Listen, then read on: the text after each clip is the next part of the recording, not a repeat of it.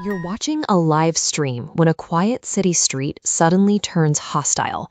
There are no edits and no bodyguards, just the raw, unscripted panic of a real-world confrontation unfolding in real time. The targets of these incidents are mega streamers, digital celebrities who command millions of fans and trackable live audiences. For the streamer, the danger is physical, but for a third party watching from a distance, that trauma is a digital asset. A massive economy of faceless YouTube creators has emerged to strip mine these chaotic moments for profit. The financial proof is in the metrics.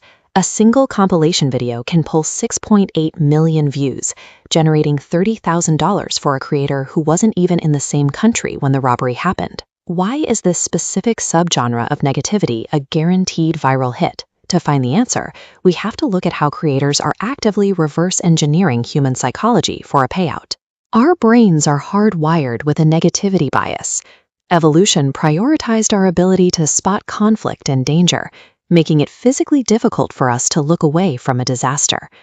This bias becomes entertainment through schadenfreude, the pleasure we feel when seeing others fail. When a wealthy or controversial figure faces a sudden reality check, that innate bias transforms into a viral event. This plays out whenever a streamer flaunts their wealth in high-end environments like Rodeo Drive. Watching a millionaire get checked in a luxury shopping district provides a visceral sense of narrative closure for the viewer. We see the same pattern in Seoul, where creators often pull disruptive stunts in crowded tourist hotspots, essentially inviting a confrontation for the sake of the camera. At the extreme, pranksters enter the world's most dangerous neighborhoods to chase engagement. Footage of a creator confronting a cartel in a Brazilian favela represents the absolute peak of this high-risk content. Audiences aren't just accidentally stumbling onto these crimes. They are clicking because it feels like watching real-time karma unfold against figures they often envy or dislike. Faceless channel owners don't leave this to chance.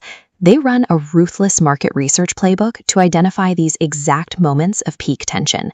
They use a process called clipjacking, spriting the same high-performing footage used by their competitors to ensure the audience is already primed to care.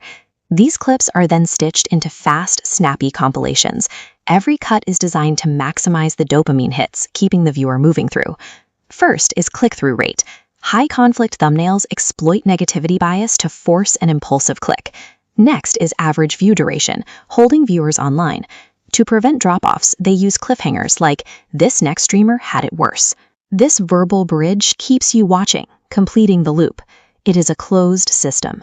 Primal psychological hooks feed the CTR, rapid pacing feeds the AVD, and the algorithm rewards the result with millions of impressions. The massive engagement surrounding streamer drama is a calculated result of how our digital economy is built. It is the weaponized intersection of our oldest survival instincts and the cold incentives of modern machine learning.